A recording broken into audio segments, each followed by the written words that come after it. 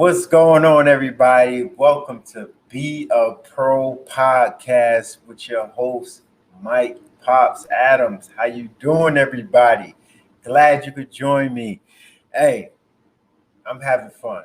I've been inspired to do this by Darius Butler and my boy Pat McAfee. They've been doing a wonderful job. When you get a chance, follow both of them, the Pat McAfee show, and follow Darius Butler, Everything DB, and Man to Man podcast. They do a great job.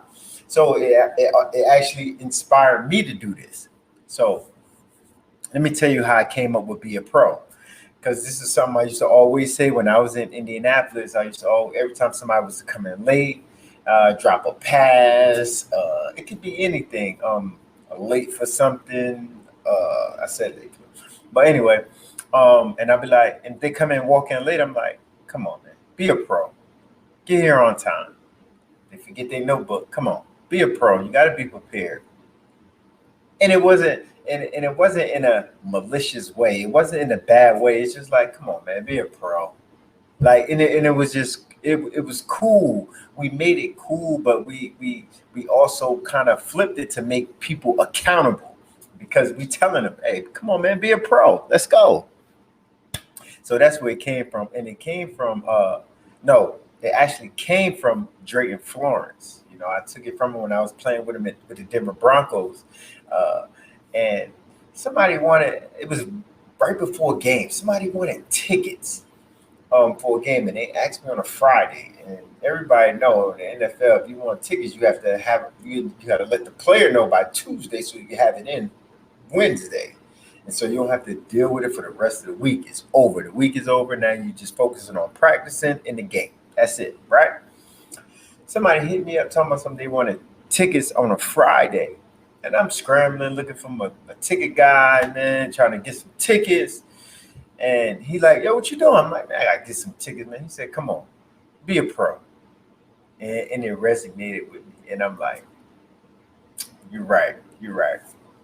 But anyway, yeah, that's where Be a Pro came from, and it applies for everything, not just football, and that's why I like it, because it applies to anything. When you come in, wash the dish after you eat. It's time to watch. Come on, be a pro. Wash the dishes. Like if you have a meeting, whether it's a business meeting, you meeting up with your friends, and you late, you 20 minutes late. Come on, man, be a pro. That's all I'm talking about, ladies and gents. It's for everybody and everything, every aspect of life, football, business, personal, whatever. Be a pro at whatever you do.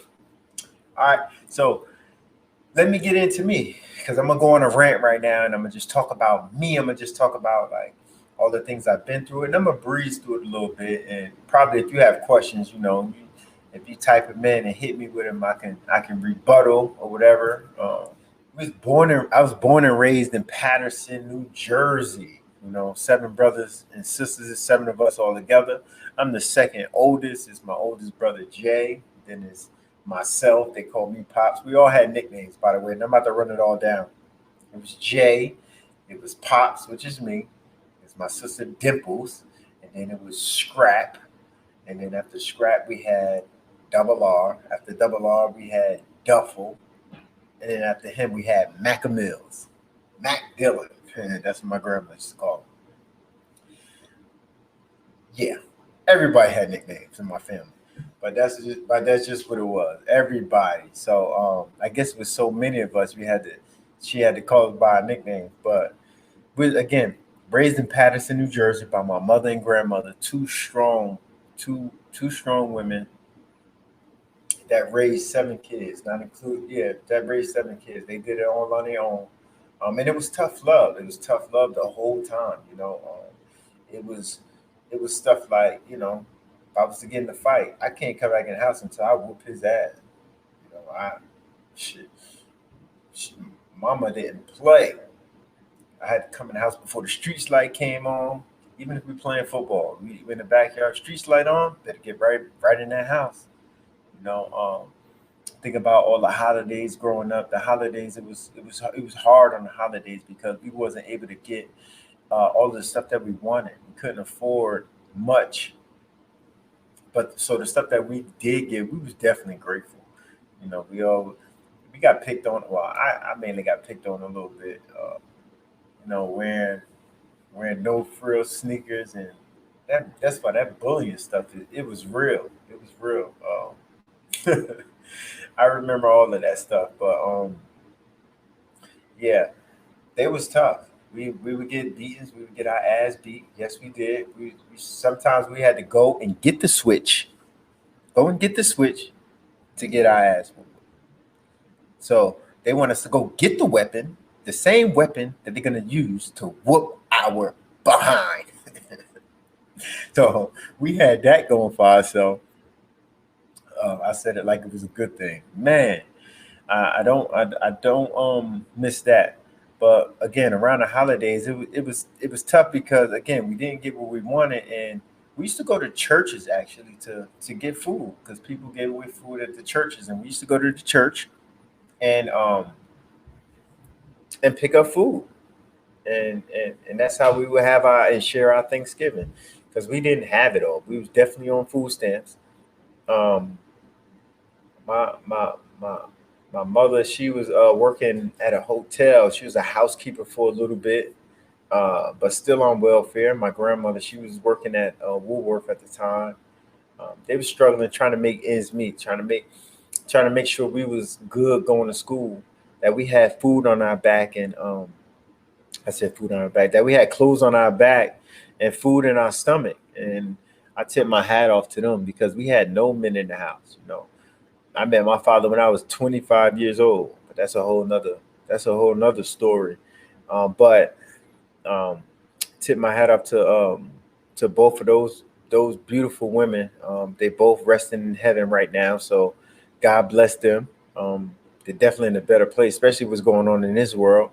Love them to death, and yeah, it was just tough love, and it was hard because it was like when you leave the house, it wasn't no I love you. It wasn't no hey, be safe, come back. No, it was just like, all right, what you crying for? Let's go. So it was I guess now growing up, I guess it was a gift and a curse, uh, but because it taught me how to be tough. It taught me to be because it was hard for a woman. The woman can't teach a man how to be a man. So she did the best she could by just poking, like, hey, you do this. Come on, do it. Or just popping me upside my head and making sure I'm staying tough. And then if I cry when she hit me, she go even harder. So that's it. So that was our thing growing up, and we used to fight over video games. What we doing? What we gonna watch? Fighting over watching. What we gonna watch on TV? What we watching? Married with Children? Huh? Or are we gonna watch Wonder Years? What we gonna do? It was crazy. But I mean that was a whole challenge. That was a challenge for us growing up. I mean, we didn't know, and they couldn't. Them two, they could. It was seven of us. They couldn't take care of all of us, so they sent my two youngest. Well, at the time it was Double R and Duffel. They sent them down south to Shreveport, Louisiana. That's where the family from. Um, but fast forward from that was us growing up. So high school came around. I ended up going to Passaic County Technical Institute. It's called Passaic County Tech. It's a vocational high school where you learn a trade, where you can learn carpentry, plumbing, drafting, computer science, graphic arts, whatever you name it. They had it. Cosmetology. So I took up plumbing, and when I took up plumbing, I ended up getting my apprenticeship in that, and that carries over to what I'm doing today. And I get into that later because I do own a construction company now. So, but being there, my objective, I wanted to play football. It wasn't really a football school, but it became one when we got there because when I say we, I mean the players that came there were pretty good, and we actually ended up going undefeated as freshmen, and then we ended up going undefeated as seniors. So all the way through, we was balling. And we was pretty good. But I was low on the totem pole in college. I'm in high school. I wasn't even looked at to even go to college. I had to shine every chance I get. Every time I touched the ball, I knew I had to shine because it was people in the stands trying to look for guys like Jamal Bowie, guys like Gerald Hayes, Kenny Thomas. These guys were blue chips. They were highly recruited. I mean, Penn State, looking at them, Pittsburgh, Wisconsin, all the big schools was after these guys. So every time they was looking at them, they had to see me because when I got that rock, boy, I tell you, man. So with all that being said, I ended up earning. I'm gonna use that word. Like I ended up earning a scholarship to the University of Delaware. After earning the scholarship at the University of Delaware, I got there, which was a culture shock to me, because it's a predominantly white school, one, and me coming from the hood, coming from the quote unquote, I put it in quotes, guys who not looking at the video and listening, quote unquote ghetto, because I did grow up with a liquor store across the street from my house, and it stayed open till like 4 in the morning.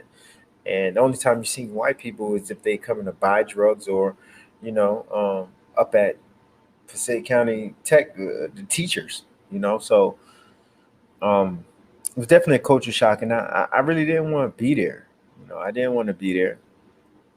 Um, but I ended up staying. My mother said I was there to get an education, nothing else. Regardless if you playing football or not, you there to get an education. And I took heed to that, and I listened to her.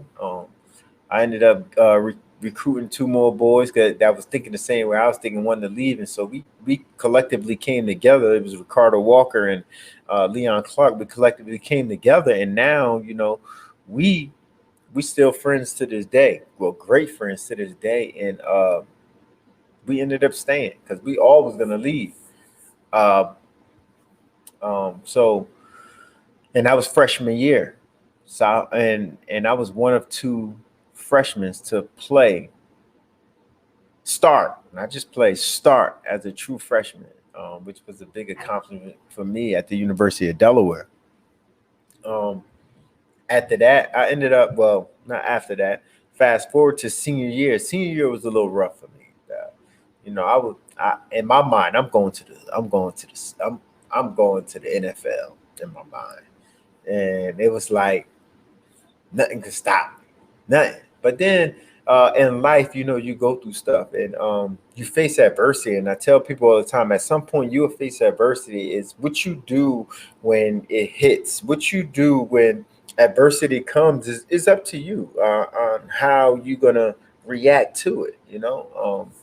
And one of the things that happened was one of my uncles died, and he was one of the ones that taught me how to play, not taught me how to play, but he threw the ball around a lot in the backyard to me when I was a young kid. So he ended up passing away, and then my other uncle passed away, and then after that, it was like 2 months later, my mother's house burned down.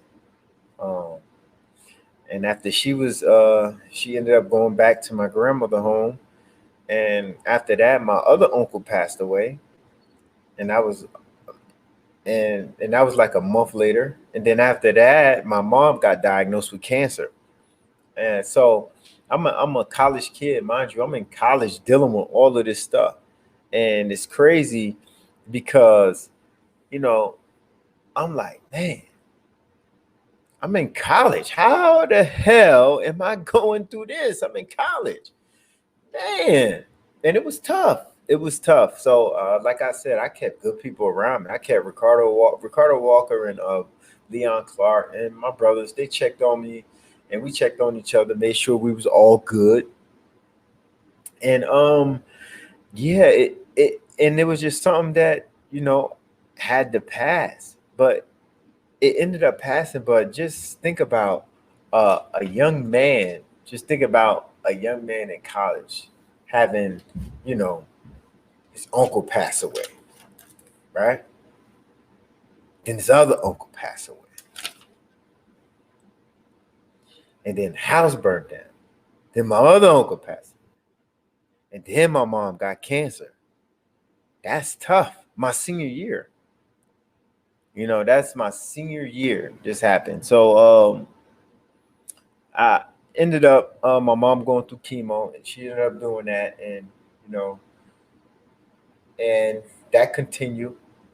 And my senior year, my hip popped out. So when my hip popped out, and this was the first game of the season, mind you. Oh man, my hip popped out. So my hip popped out. The doctor said I couldn't play again. I can't play again? Huh? That's tough. Hearing that I can't play again and still juggling all the adversity that's hitting my personal life.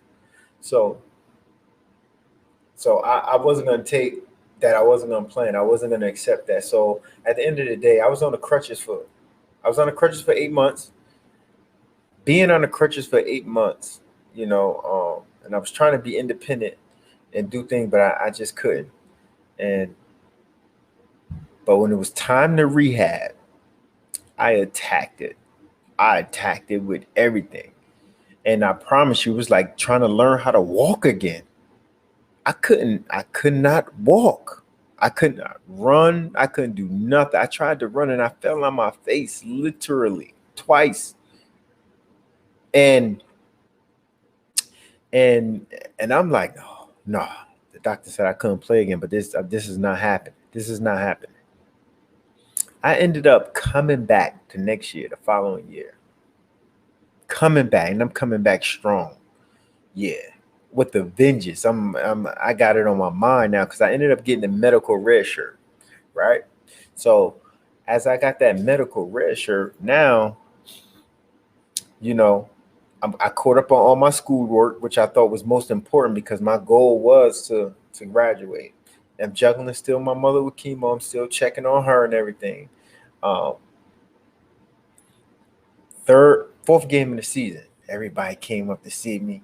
I think third game, I think it was our first home game. Had first 2 games away, I think it was. All I know was homecoming, and everybody was here. I said yes, yes, sir.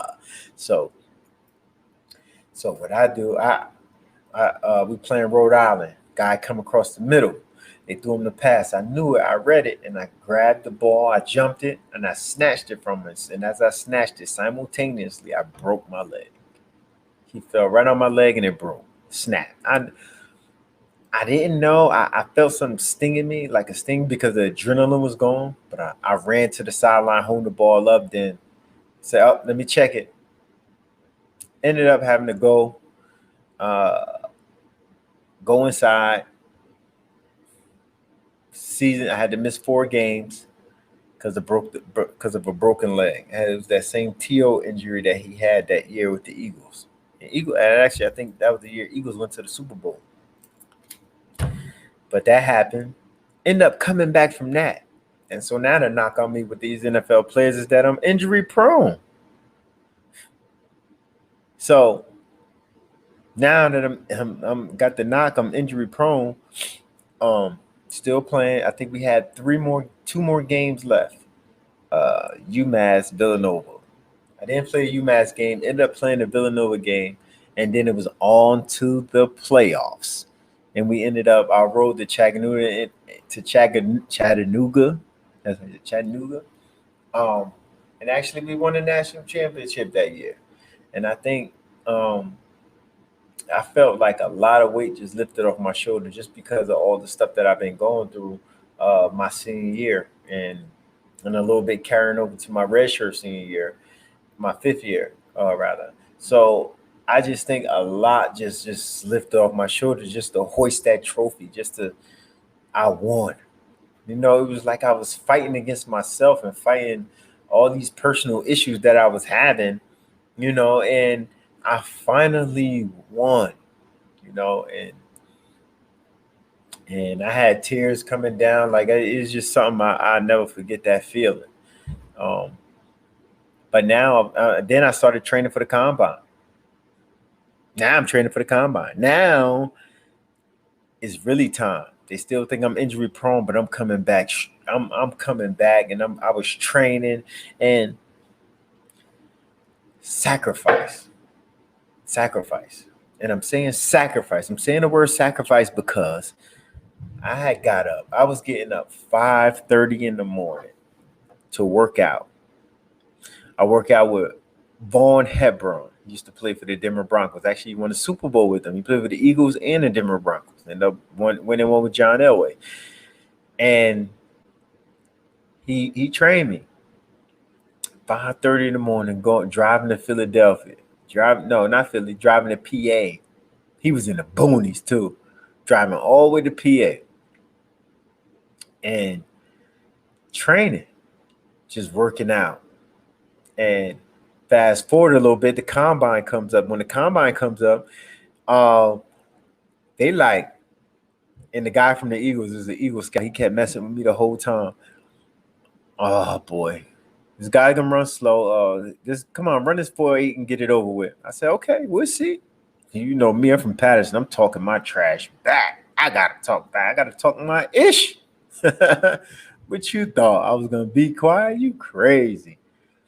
Oh man, so I ended up running a 4.32. 4.32. And everybody like, huh? And for people who don't know, football wise, 4.32 is running 40 yards in 4.32 seconds. Yeah, I did that. And they started looking around at each other clocks like, what you got? What you got? What? I had to run it again, which everybody run it twice. And my second time running, 4.35. Then they still looking at them watches. So you know what, Mike, you got to run this one more time. Okay. 4.32. I'm consistent, baby.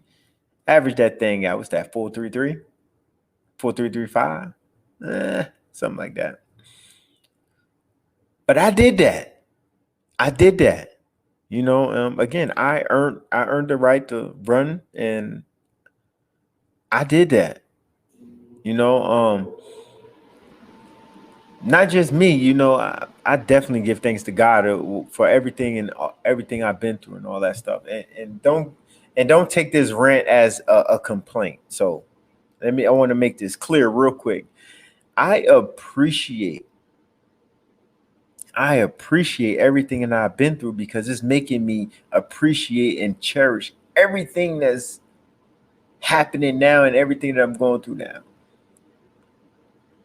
Man, I'm the man I am today because of that. Point blank. I'm the man I am today because of that.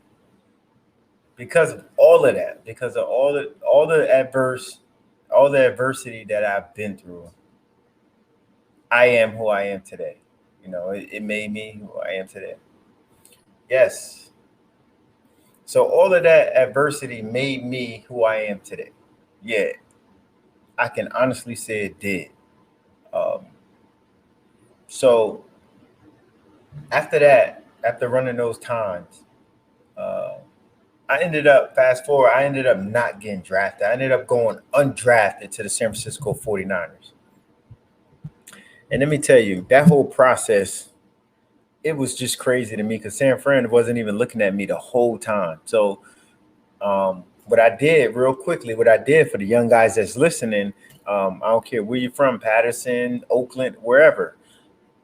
What I did was all the teams that contacted me, I had their name written down and who was on their roster playing my position and who they drafted at that position. And that's how I figured out what team that I wanted to go to because at the end of the day, when the draft was over, they call you. Hey, would you like to come and be a 49er? We're going to offer you such and such. So it was Green. It wasn't Green Bay. It was San Fran, Saints, Colts, and the Eagles. And I think the Eagles offered me the most. I think they offered me like $30K to come there.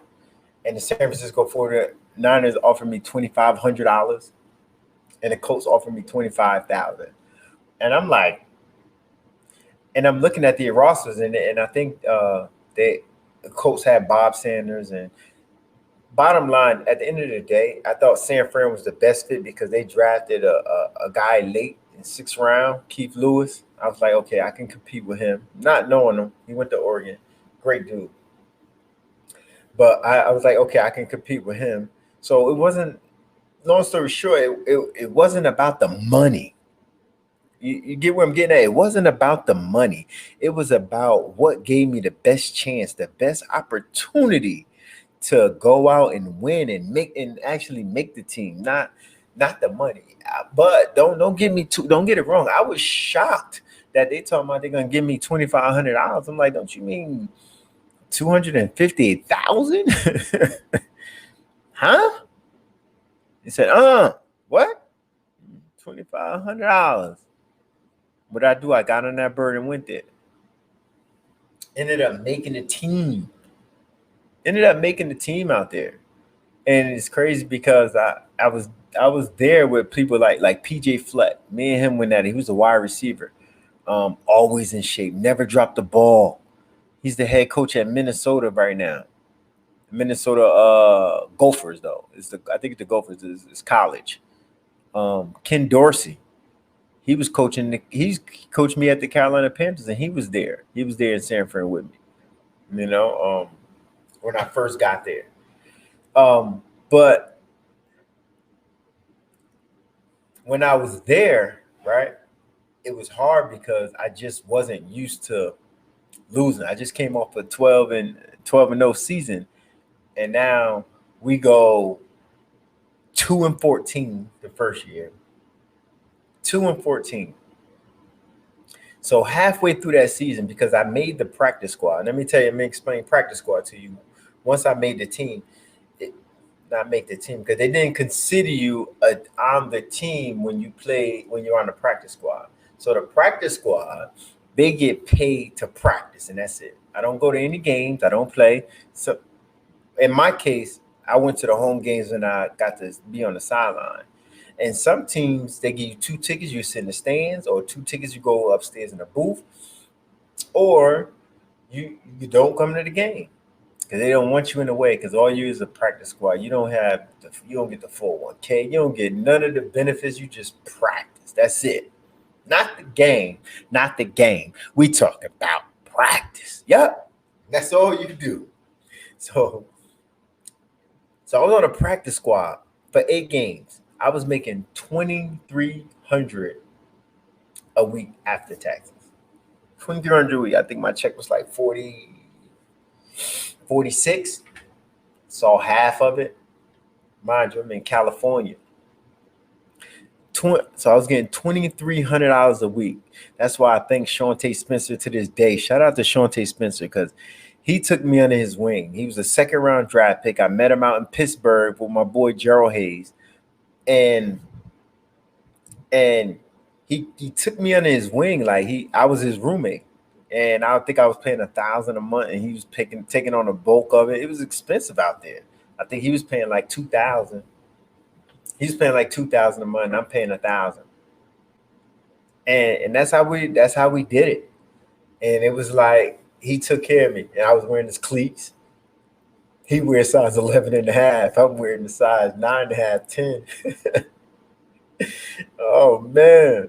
I think his gloves was a large. I like the extra large, or vice versa. He had the extra large and I like large. So I was I was just out there. I was out there playing hard though, man. Playing hard. And I finally got my break. When he came. 2 people got hurt. It was I think it was Jimmy Williams and Mike Rump got hurt. And when they got hurt, coach came to me. D Corner came to me. He came to me and Rashawn Reed. He said, listen, you know what? Somebody got hurt. We got to bring both of y'all up. But understand this. If you play better than him, you go back down to the practice squad and you stay up on an active roster. If you play better than him, you're gonna stay on the active roster and you go back down. So may the best man win. That's what he told us, and then we left his office. So we looked at each other like, oh boy, here we go. In that game, In that game, he hit somebody and caused a fumble, and I recovered it. So we was like 1-1. But it was crazy because we both ended up staying up anyway because the other two guys never recovered. They never recovered. And then I think Rayshawn Reed just ended up getting hurt too with his finger. But yeah, I ended up seeing that check on Monday. So I went from $2,300 to $13,000, right? So let me tell you, everybody got different motivations, right? So when I first got in the league, when I first got there, I'm broke. So I'm like, man, I need some money. So that was my motivation, right? And that same year, I think we had BY. He was like year 13. His motivation wasn't money. He had plenty of it. His motivation was Super Bowl ring, Pro Bowl, you know? But we wasn't that good enough to do that. But he was like the face. But when I saw that check, I told myself, I'm never going back. I'm never going back to the practice squad, ever, ever. That's when I got on my grind. That's when I knew the grind was real. You know, even though it was hard times in San Francisco, the next year I was on the active roster. The following year I was on the active roster. That's when they fired Erickson because we went 2-14 that year. The next year we went 4-12 with Mike Nolan. And then we went 9-7 with Mike Nolan. So we was 13-35 in 3 years. And then I ended up leaving. I ended up leaving San Fran. Mike Nolan gave me the boot. They actually offered me a contract too. They offered me like $750 up front and I think $1 million a year. And I'm like, not knowing what to do, listening to other people. I should have took it, but I was just listening to everybody else, and listening to the naysayers, and not the whatever you want to call them, listening to people, and I ended up not taking it. So they released me, and they offered Keith Lewis that same contract, and he took it. So I ended up leaving. I ended up going to the Cleveland Browns. Cleveland Browns that year, it was 2007, went 10-6 and still missed the playoffs. Romeo Crennel was the head coach. Todd Grantham, yeah. He was the D coordinator at the time. I love Rack. Rack was the man. I thought he was fair. I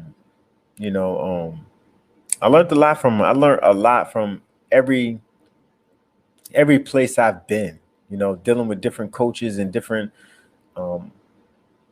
like Erickson, I learned my grind. That was my first year. I'm backing up a little bit. And excuse me because I'm jumping around a little bit. Just try to stay with me. And then my second year, when I got Mike Nolan, that's when I really started to learn defenses and really started to learn like the game. You know what I'm saying? I really started to learn it. And then my third year, I picked it up good. I picked it up pretty well because I was my second year in the same system. Billy Davis was a D coordinator, but Mike Nolan kind of took over a little bit. But back to Cleveland. Ended up going to Cleveland. Let me tell you. I ain't gonna say much about Cleveland. I'm not gonna stay on it too long, but I didn't enjoy my time there at all. It was just chaos. I thought it was, man. I just think they didn't know how to manage the players, and they didn't know what direction they was going. Every time we have a good thing, they'd touch something, and then it'd go from sugar to shit. My thing was, they always paid people to come there to Cleveland, and they overpaid. But the dogs that was there that really deserve it, they let them all go. They let them all go every year. Now, I could start naming some names, but I'm not right now. I ain't got time for that because I'm going to move on from Cleveland. But my whole entire year, I spent 5 years in Cleveland, and my record was 28-52. We only won 28 games, lost 52. 52. So in '08 we 4-12, '09 we 5-11, 5-11. So we had Romeo. So I had three different. What I had 3 different head coaches when I was there. My time at Cleveland, 3 different head coaches, 4 different defensive coordinators, all totally different philosophies. 3 head coaches, 4 different defensive coordinators. Imagine having to learn that all over again. Every year is like a new system. Every year you got to change something. New coach, up, new D coordinator. New coach, up, new D coordinator. For 5 years. And I ain't even mentioned the quarterback carousel. That was crazy. But my whole time there, I was 28 and 52. Then I left there. I left Cleveland. I had to get out of there. And let me touch on Mangini real quick, because I thought he was one of the smartest coaches I known that I ever played with. So he was smart as hell, but his people skills suck, bro. Man, he'll walk right past you in the hallway. But as soon as you go up to his office, it's like you the best thing since sliced bread. And he held good conversations. He's very knowledgeable about a lot of different things. And he cares. He's a family man. He cares about family. He cares. But it's like when he's downstairs, it's business. That's it. I don't want no relationship with you. No relationship with you. This is business. Like, bro, how you survive? Like, the people you coaching, you got to understand, the people that you're coaching are the next head coaches. The people you're coaching are the next GMs. The people you're coaching are the next people that might hire you. Like, I don't understand why people I don't understand that. Then we ended up having Pat Shermer. So Romeo Crennel, Mangini, then Pat Shermer. Pat was cool. I don't think Pat liked me, though. He ain't like me. He brought in Osama Young to take my spot, which was cool. I like to compete. And I told you that. He was hurt a lot, though, but I told him that we're going to compete. Let's go. Let's go. Let's compete. You know what I'm saying? So ended up leaving there, going to Denver, right? And when I went to Denver, my 2 years in Denver, matter of fact, my first year there was going to the playoffs. It took me 10 years to go to the playoffs. That's why these people, the players, you can't take it for granted. It's hard. It's hard to win. It's hard, bruh. Hard. You know what I'm saying? It's hard. So what I would say is 13-3 the first year. That's the most games I won. 13-3. Peyton Manning was our quarterback. Yeah, that helps. So for 2 years, my 2 years in Denver, we went 26-6. My 5 years in Cleveland, we went 28-52. I won 28 games in 5 years in Cleveland. I won 26 in 2 years, not including the playoffs in Denver. In 2 years, I won 26 games. That goes to show how essential and how important a quarterback really is, or an organization that doesn't have much turnover. Like, you have that much turnover, you can't expect to win. Not a whole lot. So my time in Denver was great. We ended up going to the Super Bowl and we lost. And I was home. I think that hurt. I was all cried out, though, man. I felt like I gave it everything I had, though, so I couldn't even cry. I couldn't even cry. I think I cried a little bit once I got back to the hotel and I saw my daughter, and she just had a whole conversation with me. Mind you, she was the newborn. I think she was like 9 months or something like that. And she was just talking my head off, and I'm just crying because she don't care whether daddy won, daddy lost. All she knows is daddy is holding me. That's all she cared about. And I thought that was like a cool moment.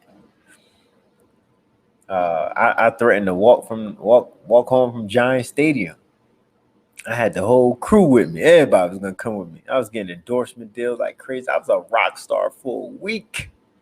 I was home and I was a rock star. That was dope. That was dope. It was a great memory. It really was.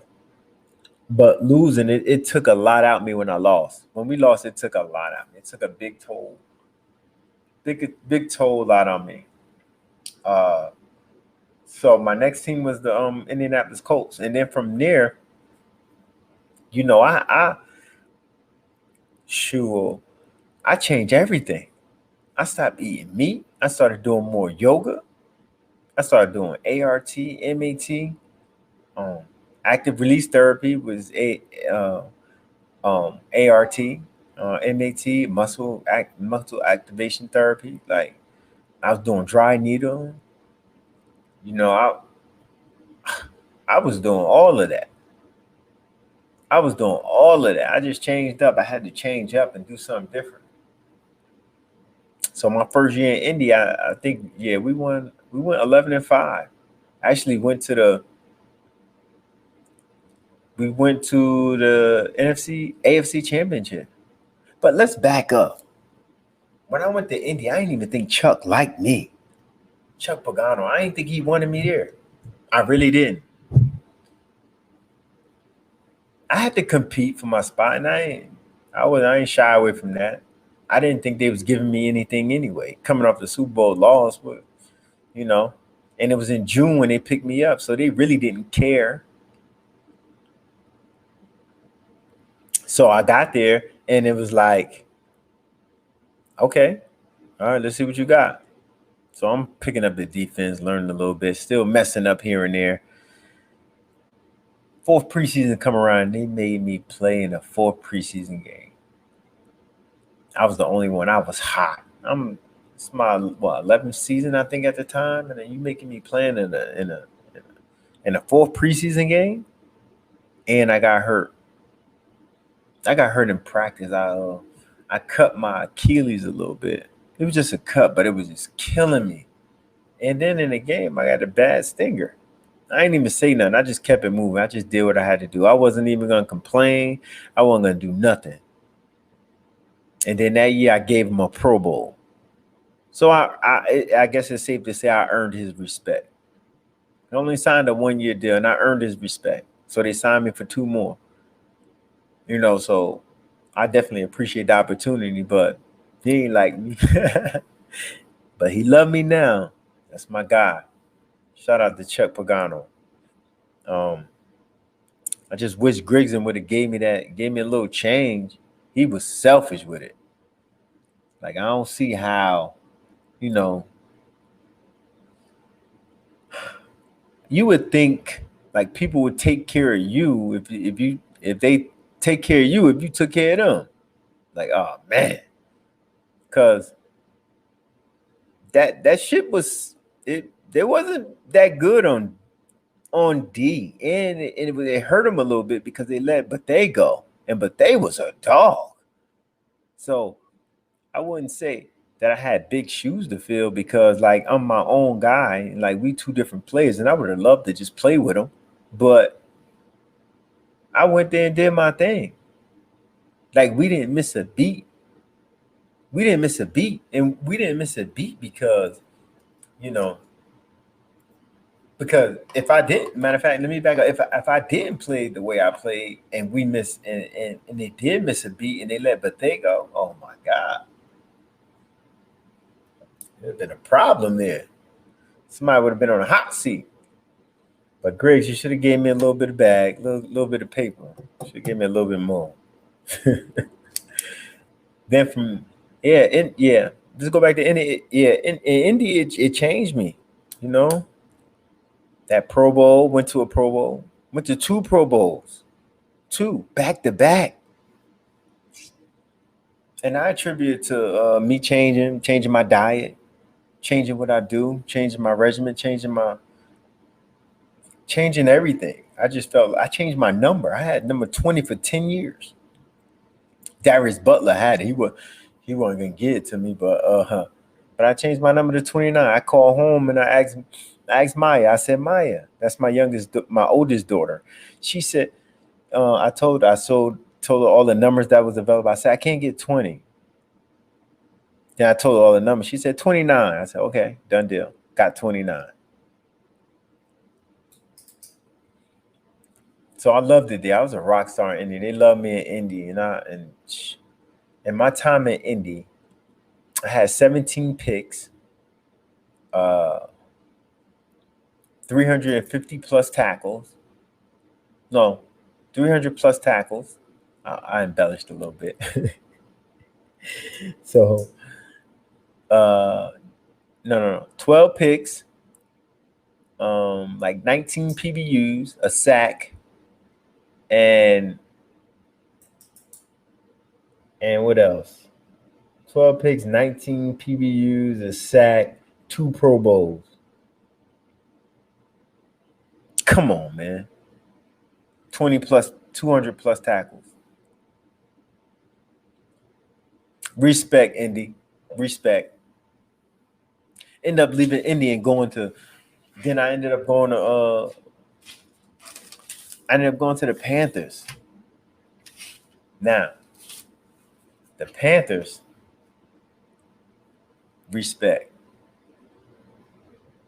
I went there with vets there with Julius Peppers, Thomas Davis, Luke Kuechly, best linebacker in the game. Going there playing with them guys, like that was dope. And it was a whole veteran team that held everybody accountable. Coach Ron Rivera ain't do much because he understood what was in his locker room. Not that he couldn't, but he understood what was in his locker room. He had dogs and he had leadership. If something went wrong with anybody, he knew the players was going to address it. He knew he didn't have to say nothing. Half the time, he don't even want to know. He don't even want to be bothered.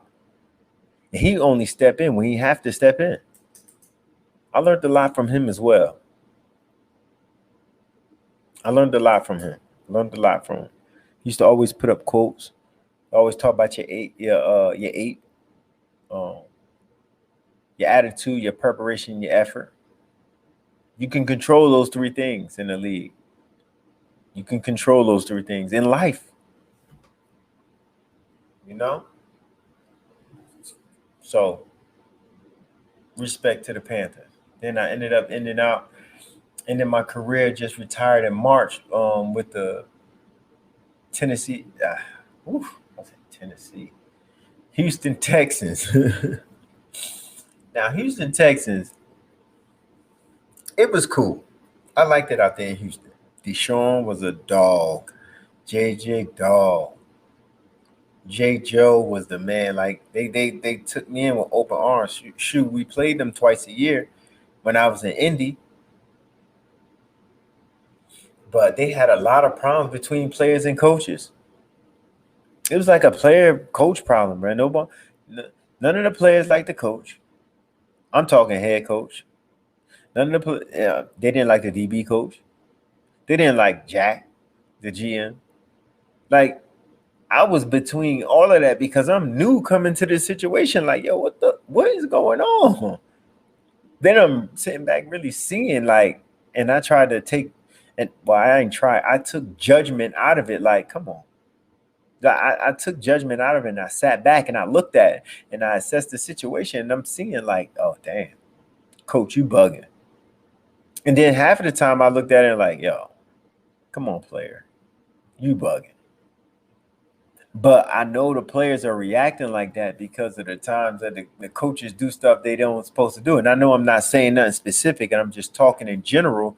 But I'm just saying, like, sometimes, like, players, you can't win with the coach. You can't win. That's why I'm like, yo, just say, all right, you right, coach. You can speak your mind. You can say what you want. I ain't saying don't say your mind and be a puppet. I'm not saying any of that. But what I'm saying is it's hard to win them battles, especially if they went over something and you messed it up, or you telling them you can't do something when they've been teaching it the last 4 years and you just seen somebody do it. Or if they say it's cover three and you give up a deep ball and you the corner in cover three, so it's supposed to be having the deep third.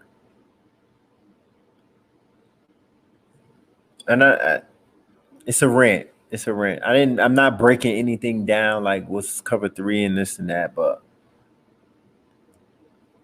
um yeah, it was crazy over there. It was crazy. And I felt like I got caught between it, because the coaches respected me and they talked to me about it a lot. But I wasn't gonna go back and talk to the players like, hey, hey, he said it. No. Then the players told me a lot about the coaches, so it was just like I'm hearing it from both sides, and both sides was like two totally different stories, and it looked crazy from what I was seeing anyway. So whatever. I ended up retiring. The kids hated it. My kids wanted me to play. They said they love the pretzels. They love being on the sideline. they they was more famous than me, so they loved it. And but the process changed. The process wasn't the process anymore. So I'm gonna I'm gonna go back a little bit. So when I went to Indy, I didn't practice on Wednesdays. Not saying it's right, wrong, and indifferent, but I ain't practice on Wednesdays. Got to Charlotte, I didn't practice on Wednesdays. I was 11 years in the league. They took that mileage off me. I didn't have to do it.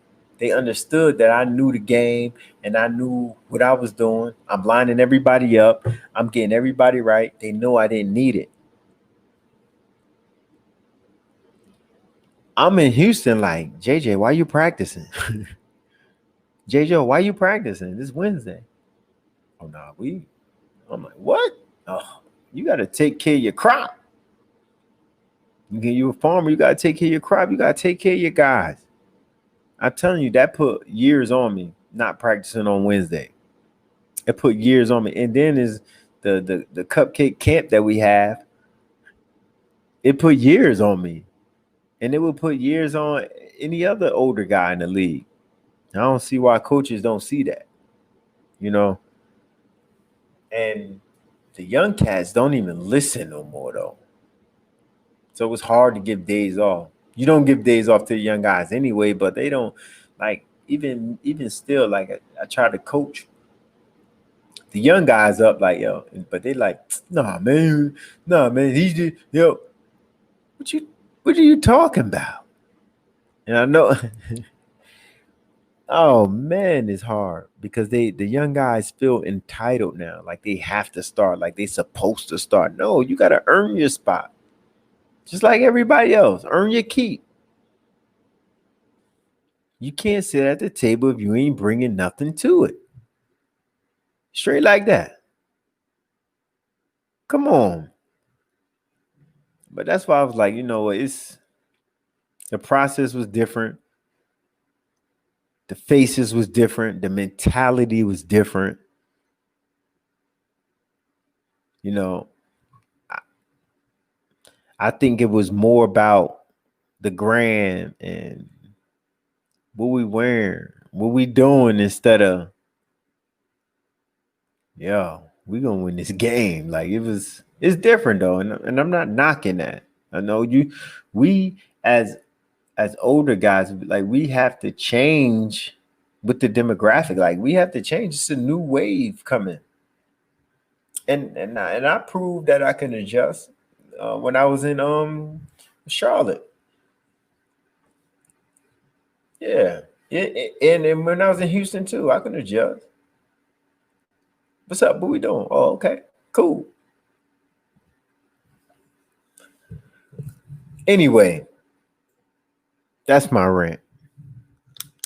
That's my rant. I went from childhood to high school to college to every team I played on. You know, just to give you like tidbits, and I know I skipped around a little bit, and I was just saying things out of order and going back to them and going back, but it was just a rant, just talking. But I'm gonna have special guests on coming this week. Make sure y'all tune in. Be a Pro podcast 2-9 on his first rant. Finally done. All right, I'm gonna wrap it up right there. I know it's been a little minute, and I just been rambling. I know I've been skipping around and everything, but I just wanted to give you just a little sample of me, just to hear about me and how I came up, and me where I'm from, where Be a Pro came from, and all that other stuff. But I have a lot of people, a lot of guests that will be on the show, so make sure you guys tune in. Be a Pro podcast, and subscribe, and one thing I do gotta say is I will be back. Be a Pro podcast 2-9. I'm out. Respect.